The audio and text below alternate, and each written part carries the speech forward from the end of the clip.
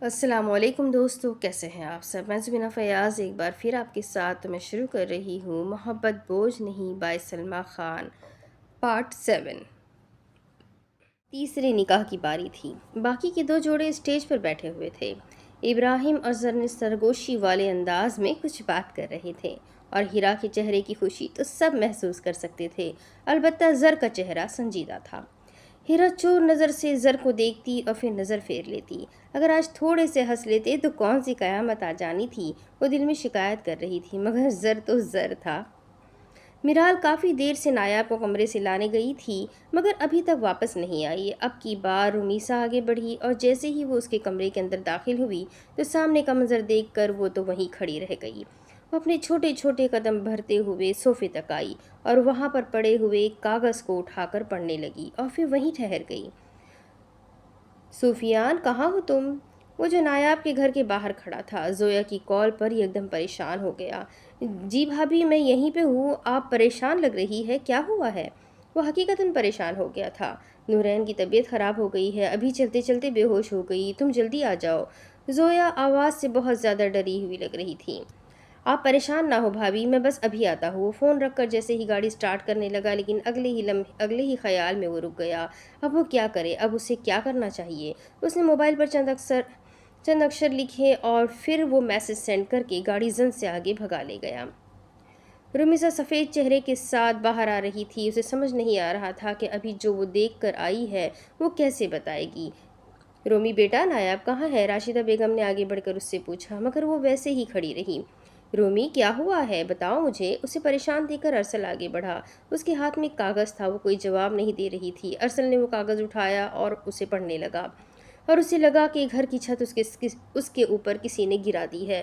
اب دونوں میاں بیوی کا چہرہ ایک جیسا ہو چکا تھا۔ کیا ہوا ہے؟ زر اسٹیج سے اٹھ کر ان کی طرف آیا۔ اب سب لوگ وہاں جمع ہو چکے تھے، وہ دونوں ویسے ہی کھڑے رہے۔ انیا کرسی پر باہر ان لوگوں کو بہت پرسکون ہو کر دیکھ رہی تھی۔ بھاڑ میں جائے جو بھی ہو، میں بلا وجہ جا کر کیا کروں؟ وہ منہ میں بڑبڑاتے ہوئے وہیں بیٹھی تھی۔ اسما بیگم غصے سے آئی اور اسے قومی سے پکڑ کر اٹھانے لگی۔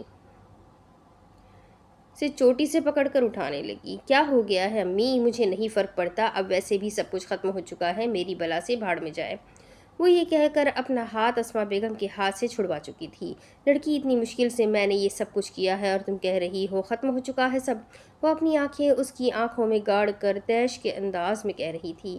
کیا مطلب؟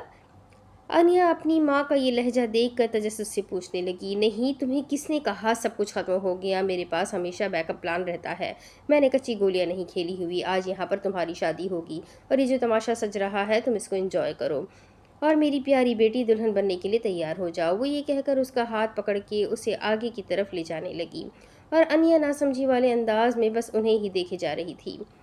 کیا ہوا ہے ارسل؟ اب کی بار پوچھنے والے فہیم صاحب تھے۔ ارسل نے اپنے ہاتھ میں پکڑا ہوا وہ کاغذ زر کی طرف بڑھایا۔ زر نے فوراً تھام لیا۔ اس پر کچھ لکھا ہوا تھا اور جو لکھا ہوا تھا وہ عباسی فیملی پر بجلیاں گرا رہا تھا۔ نہیں، غلط ہے یہ، ایسا نہیں ہو سکتا۔ وہ اس کاغذ میں لکھے الفاظ پڑھ کر بے یقینی سے کہہ رہا تھا۔ کیا ہے اس میں؟ ابراہیم اب مکمل پریشان ہو چکا تھا۔ زرنش نے اس کے کندھے پر ہاتھ رکھ کر اسے پرسکون کرنے کی کوشش کی۔ اس میں بھائی، اس میں وہ نہیں بول پا رہا تھا۔ اتنے میں اسما بیگم آگے بڑھی اور کاغذ زر کے ہاتھ سے کھینچا اور حیران ہونے کی ناکام اداکاری کرتے ہوئے آنکھیں بڑی کر کے پڑھ رہی تھی۔ ہائے اللہ، یہ کیا کر دیا اس لڑکی نے؟ وہ دونوں ہاتھ اپنے سر پر مار کر اپنے آپ کو بہترین اداکارہ ثابت کر رہی تھی۔ اسما، کیا ہوا ہے؟ کیوں پریشان کر رہی ہو سب کو؟ بتاؤ۔ عدنان صاحب واقعی میں اس سب سے تنگ آ چکے تھے تو انہوں نے غصے سے کہا، اس کاغذ میں جو لکھا ہے وہ بھائی صاحب کے لیے کسی تھپڑ سے کم نہیں ہے۔ وہ اپنا لہجہ بلند کرتے ہوئے بول رہی تھی۔ کیا بک رہی ہو؟ عدنان صاحب سمجھ نہیں پا رہے تھے۔ میں پڑھ کر بتاتی ہوں کہ ان کی وہ بیٹی جن کی تعریفیں کرتے ہوئے ان کی اور بھابھی کی زبان نہیں تھکتی تھی اور ہماری بیٹیوں کو ہمیشہ حقیر سمجھا، مگر ان کی بیٹی نے کیا چاند چڑھایا ہے؟ میں پڑھ کے بتاتی ہوں۔ فہیم صاحب اپنے دل پر ہاتھ رکھ چکے تھے۔ وہ جانتے تھے کہ اب جو الفاظ ان کے کان میں ڈالے جائیں گے وہ کسی عذاب سے کم نہیں ہوں گے۔ بے اختیار انہوں نے کرسی کا سہارا لیا تھا۔ بابا جان، میں نے آپ کو بہت بتانا چاہا اور میں نے آپ کو منع بھی کیا تھا، مگر آپ لوگوں میں میں سے کسی نے مجھے نہیں سمجھا، میں یہ شادی نہیں کرنا چاہتی، میں جا رہی ہوں یہاں سے، میں کسی اور سے محبت کرتی ہوں اور میں اس کے ساتھ شادی کر کے اپنی نئی زندگی شروع کروں گی۔ ہو سکے تو آپ سب مجھے معاف کر دیجیے گا، لیکن میری نئی زندگی میں کوئی دخل اندازی نہ کرے تو بہتر ہوگا۔ نایاب فہیم عباسی۔ لفظ مکمل ہوئے، خط مکمل ہوا اور عباسی خاندان پر عذاب کی طرح وہ لفظ گرے تھے۔ ان کی وہ بیٹی جنہیں وہ جان سے زیادہ عزیز سمجھتے تھے، وہ بیٹی جن کے لیے وہ سب کچھ کر سکتے تھے، وہ آج بھری محفل میں ان کے منہ پر تھپڑ کی طرح یہ خط مار کر چلی گئی۔ وہ کیسے کر سکتی تھی؟ وہ تو ان کی معصوم نایاب تھی، وہ یہ کیسے کر سکتی تھی؟ اور سوچوں نے فہیم عباسی کو ایسا گھیرا کہ وہ ایک دم زمین بوس ہوئے، ان سب کی طرف بڑھے۔ اب ڈاکٹر کو فون کیا جا رہا تھا، سب پریشان ہو چکے تھے، ہر طرف چیخیں گونج رہی تھی، مگر کوئی اس خاموش کھڑے لڑکے سے پوچھے کہ اس کے دل پہ کیا گزر رہی تھی۔ جو کچھ دیر پہلے اتنا خوش تھا، ابھی اس کا چہرہ کسی مردے کی مانند لگ رہا تھا۔ شاہزین کا دل ٹوٹا تھا اور ایسا ٹوٹا تھا جو چاہ کر بھی اب جڑ نہیں سکتا تھا۔ آج شاہزین فیاض حسین حقیقت میں ہارا تھا۔ وہ بچپن سے جس نایاب کو دیکھتا تھا وہ تو ایک خواب تھا، اور حقیقت خواب سے بہت مختلف ہوتی ہے۔ انیا نے وہ خط اسما بیگم کے ہاتھ سے لے کر پڑھنے لگی، اور جیسے ہی اس نے پڑھا اس کی آنکھیں پھٹی کی پھٹی رہ گئی۔ امی، یہ تو آپ کی لکھائی؟ اور اسما بیگم نے زور سے اس کے منہ پر ہاتھ رکھا۔ میں نے اتنی مشکل سے یہ سب کیا ہے، میرے لیے مصیبت مت کھڑی کرو، میں نے جو کیا ہے تمہارے لیے کیا ہے، اب جو ہو رہا ہے وہ ہونے دو۔ لیکن امی، یہ آپ کی لکھائی ہے، یعنی یہ خط آپ نے لکھا ہے، تو کیا نایاب کو آپ نے اس گھر سے؟ اس کے جملے ابھی ادھورے تھے کہ اسما بیگم نے اس بات میں سر ہلایا، خاندان میں شاہزین ہی بچا ہے، اور دیکھا جائے تو وہ نایاب کے نہیں بلکہ تمہارے قابل ہے۔ امی، میں کوئی کھلونا ہوں جس کے دل میں پہلے آپ نے ابراہیم کا خیال ڈالا، پھر زر کا ڈالا، اور اب آپ شاہزین؟ لڑکی، تم نہیں جانتی میں جو کر رہی ہوں وہ سوچ سمجھ کے کر رہی ہوں، اور تم میرے کام میں دخل اندازی مت کرو۔ تمہیں جتنا کہہ دیا ہے چپ رہو تو چپ رہو، مجھے جو کرنا ہے وہ میں کروں گی۔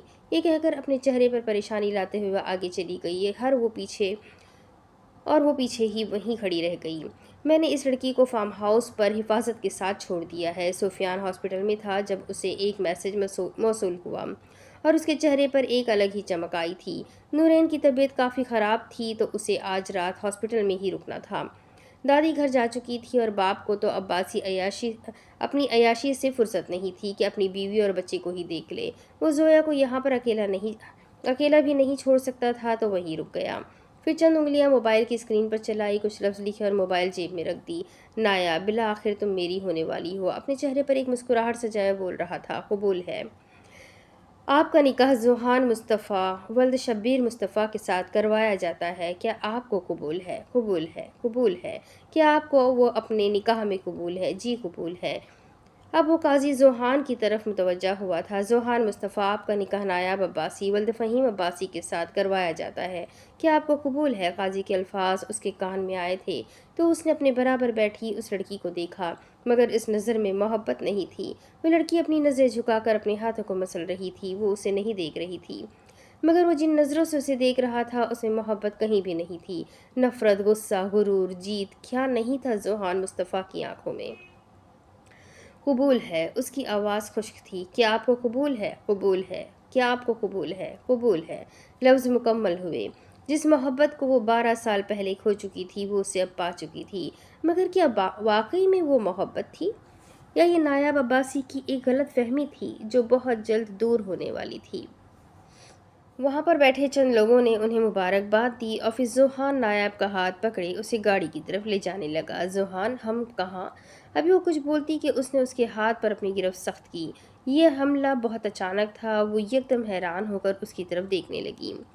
ذوحان، آرام سے، مجھے درد ہو رہا ہے، مگر وہ کیا جانتی تھی کہ ذوحان مصطفیٰ کے انتقام کا وقت شروع ہو چکا تھا۔ جس بدلے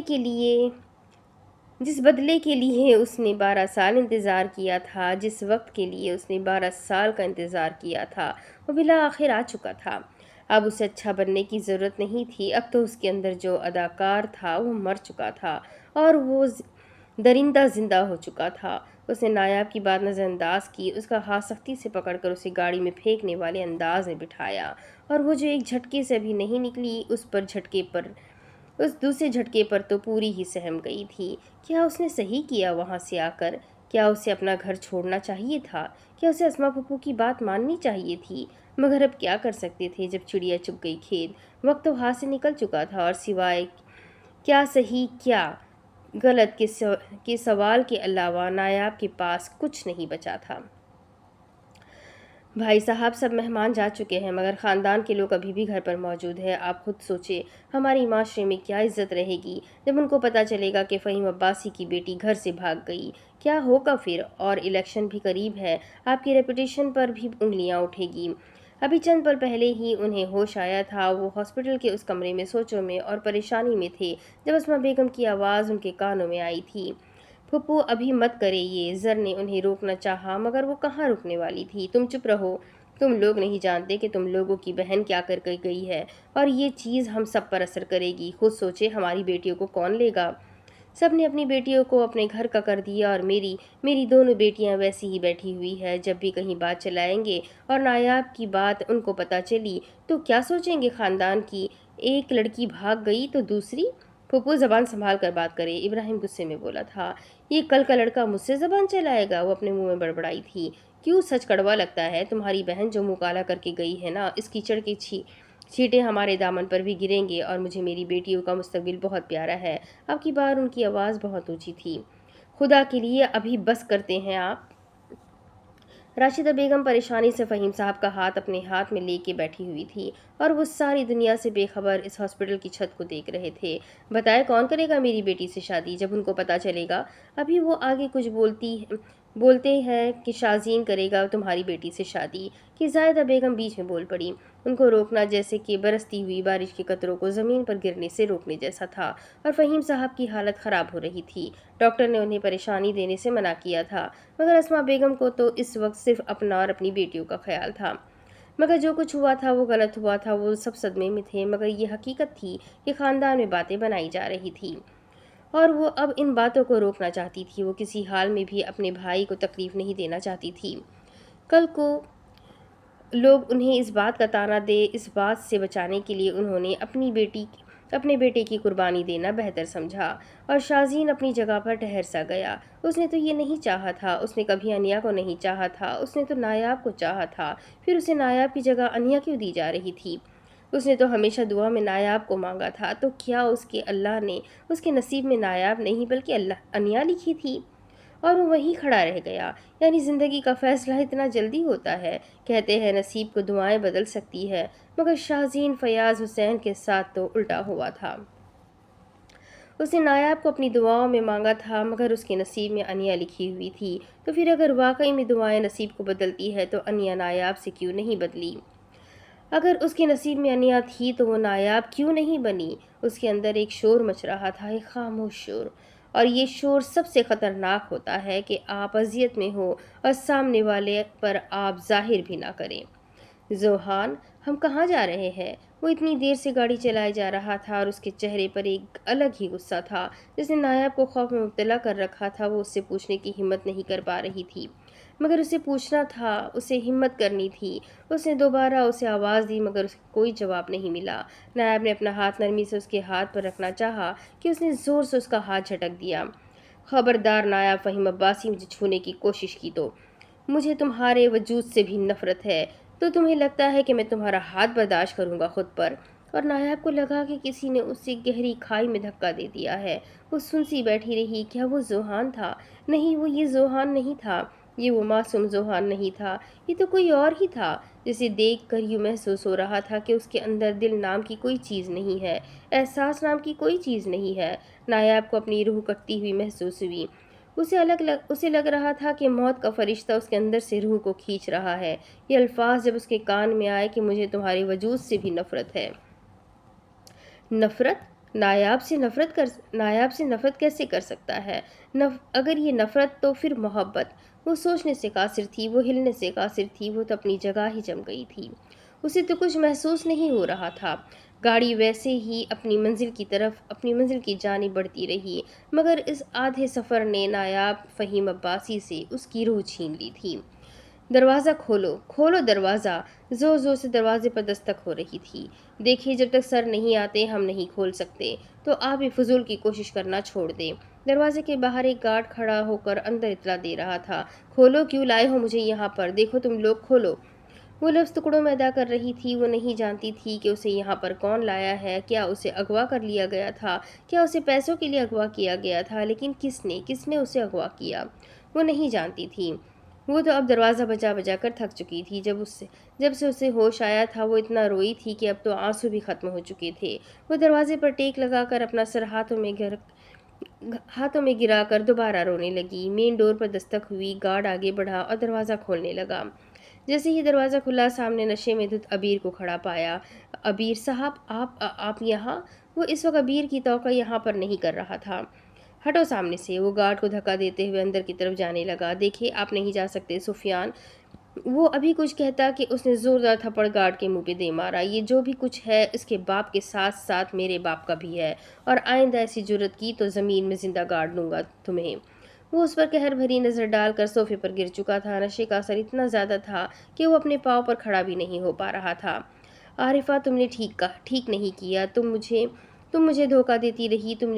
ہم نے ٹھیک نہیں کیا، وہ نشے میں بڑبڑا رہا تھا۔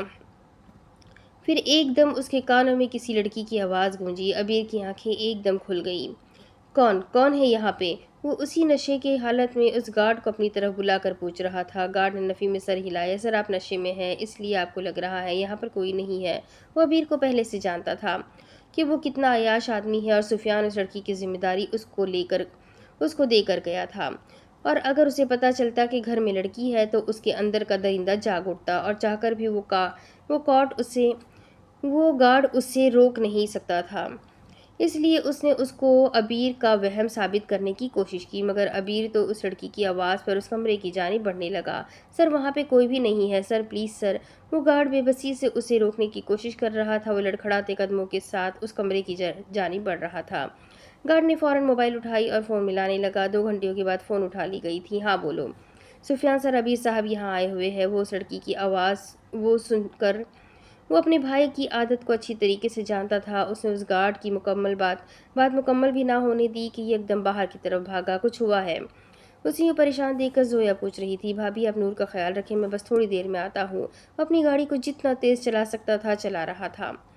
بھائی نہیں، ہرگز نہیں، آپ نے اگر اسے چھوا بھی تو میں آج آپ کا قتل کر دوں گا، وہ گاڑی چلاتے ہوئے جنونی انداز میں کہہ رہا تھا۔ دروازہ کھولو دروازہ۔ وہ ویسے ہی چلائے جا رہی تھی۔ ابھی دروازے پر پہنچا۔ ہائے، اس کی آواز کتنی پیاری، یہ خود کتنی پیاری ہوگی۔ وہ نشے میں بڑبڑا رہا تھا، لفظ بھی مکمل اس کے منہ سے ادا نہیں ہو رہے تھے۔ اس نے دروازہ کھولا تو سامنے دروازے پر کھڑی لڑکی تھوڑا پیچھے ہٹی۔ لال جوڑے میں ملبوس بال کمر سے نیچے تک آتے تھے، خوبصورت آنکھوں والی ایک انتہائی پیاری لڑکی اس کے سامنے تھی، اور ابیر کے اندر کا درندہ جاگا۔ کون ہو تم؟ وہ گھبراتے ہوئے پیچھے ہٹ رہی تھی، اور وہ انہی قدموں کے ساتھ آگے بڑھ رہا تھا۔ تم تو بہت خوبصورت ہو۔ بہت۔ وہ نشے میں تھا، یہ بات وہ لڑکی محسوس کر چکی تھی، مگر اس کمرے میں حفاظت کے لیے کوئی چیز موجود نہیں تھی۔ بچاؤ مجھے، کوئی بچاؤ مجھے، وہ چلائے جا رہی تھی، اور وہ بس اس لڑکی کی طرف بڑھ رہا تھا۔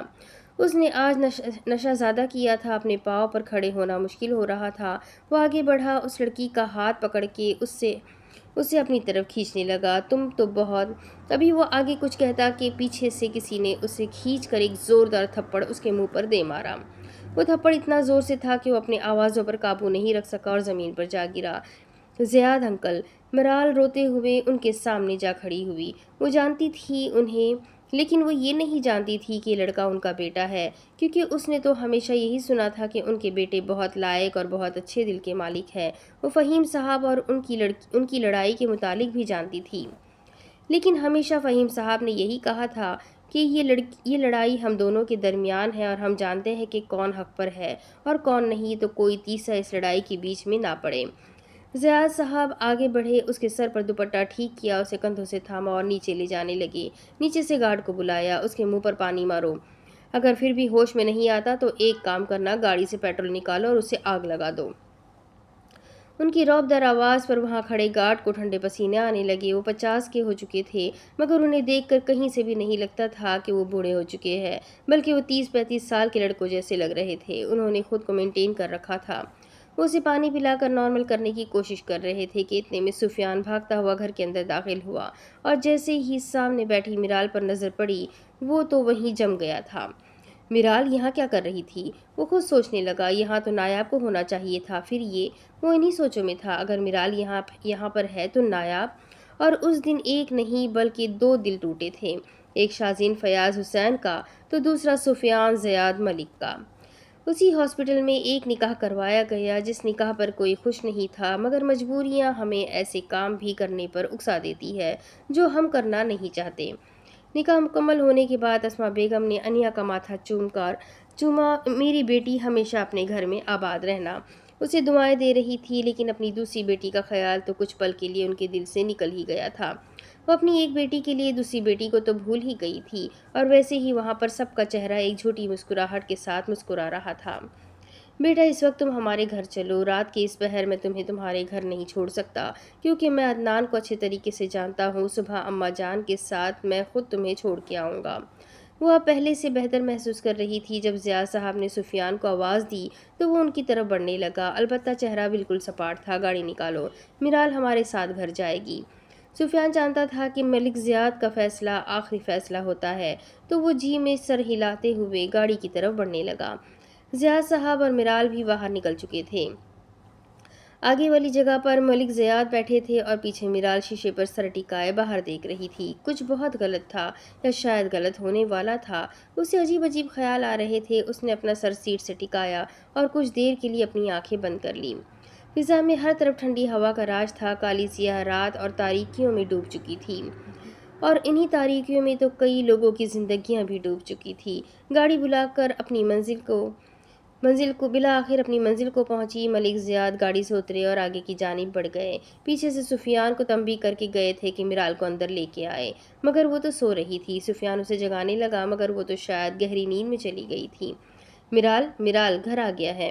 وہ آہستہ آواز میں اسے جگانے کی کوشش کر رہا تھا، مگر شاید اس کا جاگنے کا ارادہ نہیں تھا۔ جب ساری کوششیں دم توڑ گئی تو اس نے اپنا ہاتھ آگے بڑھایا، اس کے بالوں کو جھنجھوڑا تو وہ ایک دم اٹھ بیٹھی۔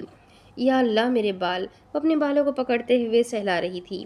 اس نے اپنا چہرہ ناراضی والا بنا لیا تھا، اور اس میں کوئی شک نہیں تھا کہ وہ اس میں بہت کیوٹ لگ رہی تھی۔ سفیان نہ چاہتے ہوئے بھی اس کی اس حرکت پر مسکرا دیا۔ آپ کو کیا کسی نے لڑکی کو اٹھانے کی تمیز نہیں سکھائی؟ اب اس کی نظر سامنے کھڑے لڑکے پر گئی تھی، مگر اسے مسکراتا دیکھ کر تو وہ اسے اور آگ لگ گئی تھی۔ میں آپ سے کچھ پوچھ رہی ہوں؟ اب کی بار اس کی آواز اونچی تھی۔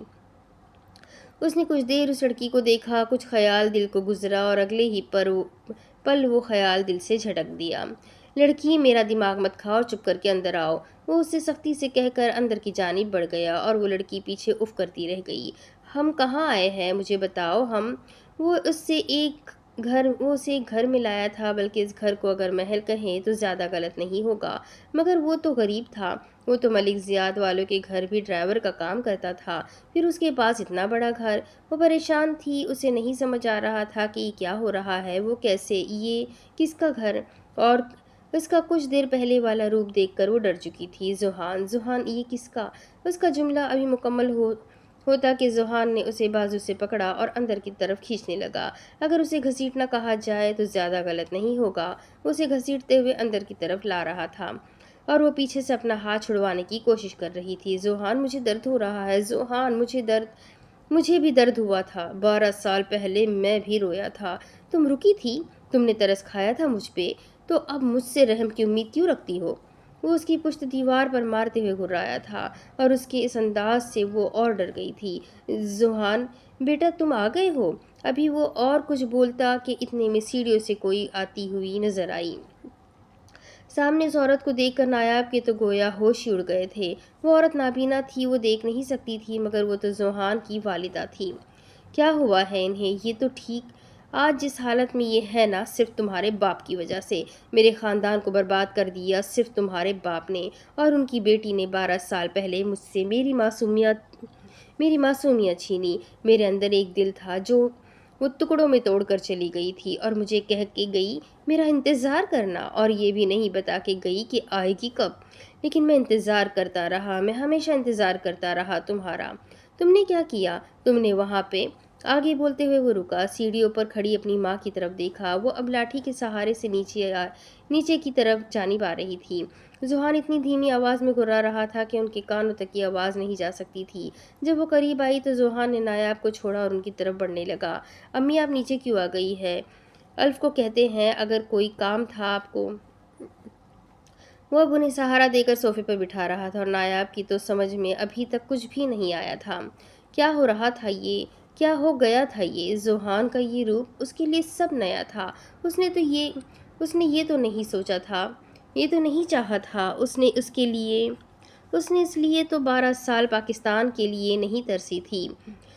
जिस इंसान से बचपन से मोहब्बत की उसने, वो इंसान उसके बाप का दुश्मन निकला, उसका सबसे बड़ा दुश्मन, या शायद ये कहा जाए कि वो नायाब अब्बासी का वाहिद दुश्मन था। जिस इंसान के मुंह से उसने मोहब्बत के अल्फाज सुने थे, आज उसके मुंह से अपने लिए नफरत अंगेज अल्फाज सुनकर उसका दिल तो छन्नी हो गया था। वो समझ नहीं पा रही थी कि क्या हो रहा है, मगर वो समझना चाहती थी, और नायब अब्बासी जो चाहे वो कर सकती है। ठीक है ज़ुहान मुस्तफ़ा, वो अपनी आंखों को बेदर्दी से रगड़ते हुए अब गोया खुद से ही वादा कर रही थी। तुमने मुझे कई बार कहा कि तुम्हें मुझसे नफ़रत है, मेरे वजूद से नफ़रत है, मेरे घर वालों से नफ़रत है। तो ठीक है ज़ुहान मुस्तफ़ा, तुम मुझे नफ़रत से आज़माओ, मैं तुम्हें मोहब्बत से आज़माती हूँ।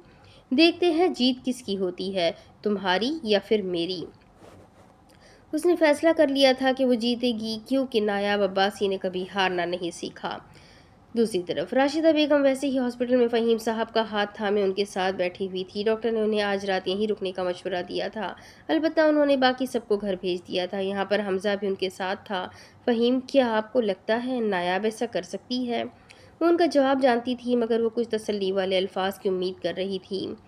राशिदा, जो हुआ है ये होना था, ये बहुत सालों पहले ही लिख दिया गया था, और जिस चीज़ का मुझे डर था वो चीज़ हुई है।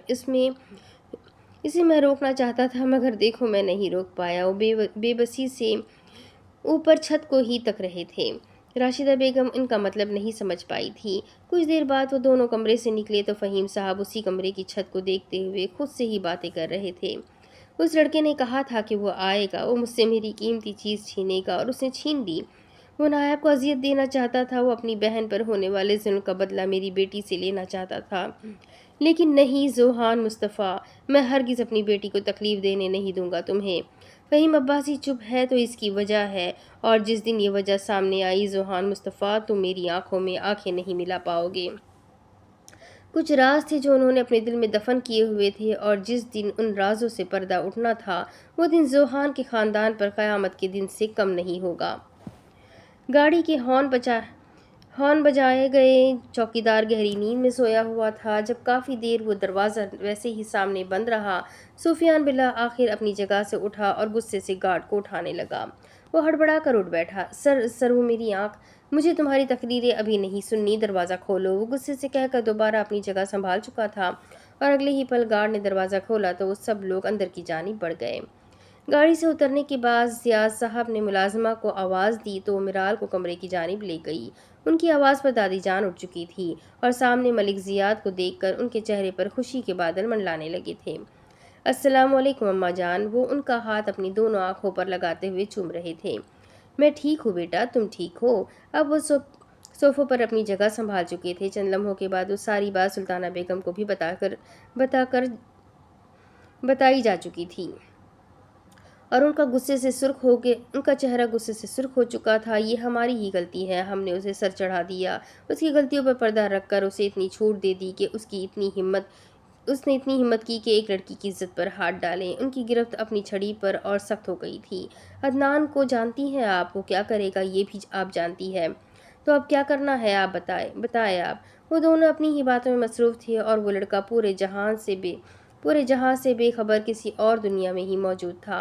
रास्ते में उसने किसी को मैसेज किया था, और मैसेज का जवाब उसे ये मिला कि तीनों शादियां हो चुकी है।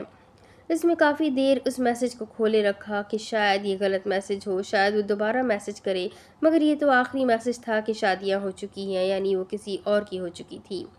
और यही बात सुफियान ज़ियाद मलिक को तकलीफ दे रही थी। सुल्ताना बेगम काफ़ी देर सोच विचार में रही, फिर सामने बैठे सुफियान पर एक सरसरी सी नज़र फेरी। हमने तुम्हें कहा था कि तुम ऐसा कुछ नहीं करोगे, तुमने ابھی وہ اپنی بات مکمل کرتی ہے جب سامنے سے اس نے بہت کمزور آواز میں جواب دیا، شادیاں ہو چکی ہے اور نایاب کی بھی۔ اس کی آواز میں درد تھا جو وہاں پر بیٹھے دونوں وجود نے محسوس کیا تھا۔ ہاں، وہاں پر بیٹھے لوگوں کو فہیم عباسی سے نفرت تھی، مگر وہ کبھی بھی باپ کے گناہوں کی سزا اولاد کو دینے کے حق میں نہیں تھے۔ سفیان نایاب سے سچی محبت کرتا تھا۔ اس نے جب اسے سالوں پہلے دیکھا تھا تو وہ اس پر دل ہار بیٹھا تھا۔ وہ بہت چھوٹی تھی، نایاب کو تو یاد بھی نہیں ہوگا، مگر اسے وہ یاد رہ گئی تھی۔ اس سنہری آنکھوں والی لڑکی جو پہلی نظر میں اس کے دل میں اتر گئی تھی۔ اس نے سوچ لیا تھا کہ نایاب سے شادی کر کے وہ اپنی نئی زندگی شروع کرے گا۔ ان کی اور فہیم عباسی کی آپس میں دشمنی تھی تو ان کی بیٹی دشمن کے گھر بہو بن کے آئی ہے، یہ بات ان کے خاندان پر کسی بھی چیز سے کم نہیں ہوگی۔ وہ بس اتنا ہی کرنا چاہتا تھا۔ وہ کبھی بھی نایاب کو اس بدلے میں اس نفرت کے بیچ میں نہیں لانا چاہتا تھا، مگر قسمت نے اسے کہاں لا کر کھڑا کر دیا تھا۔ اسے ذوحان پر شدید غصہ آ رہا تھا۔ اس نے کہا تھا وہ سب سنبھال لے گا، وہ ہرگز شادی نہیں ہونے دے گا، لیکن وہ کہاں تھا؟ اس نے کیوں کچھ نہیں کیا؟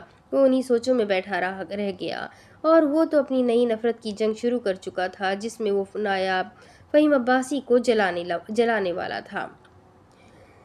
ذوحان بیٹا، یہاں کسی لڑکی کی آواز آ رہی تھی۔ نایاب اپنی جگہ پر ہی کھڑی رہی، اسے کچھ بھی سمجھ نہیں آ رہا تھا۔